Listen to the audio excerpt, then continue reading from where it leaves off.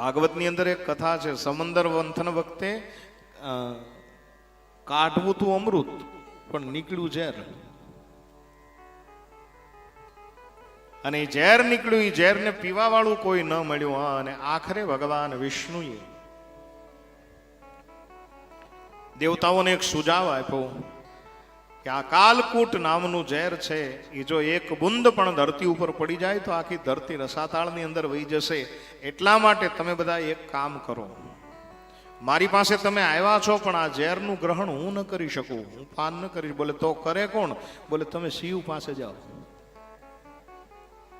ભગવાન શિવની પાસે જાય. અને સાહેબ ઝેરનો કટોરો આપ્યો કે કાલકૂટ નામનું ઝેર નીકળ્યું છે, મહારાજ તમે પી જાઓ.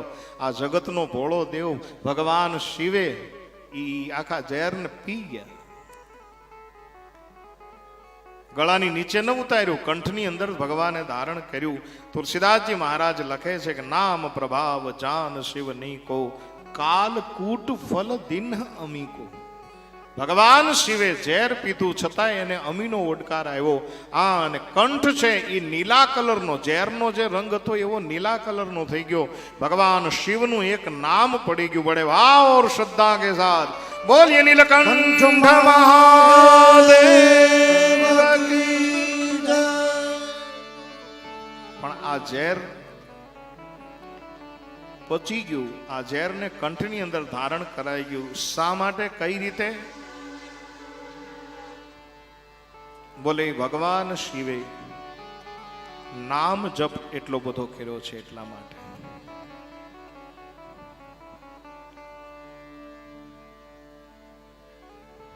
સુખ સનકાદી સિદ્ધ મુનિ જોગી, સુખદેવજી મહારાજ, સનકાદી ઋષિઓ, સિદ્ધ લોકો, મુનિ લોકો, જોગી લોકો, જતી લોકો, આ બધા સહજ રીતે તરી જાય છે, મુક્ત થઈ જાય છે. શા માટે? બોલે ઈ લોકો નામ એટલું બધું લે છે એટલા માટે.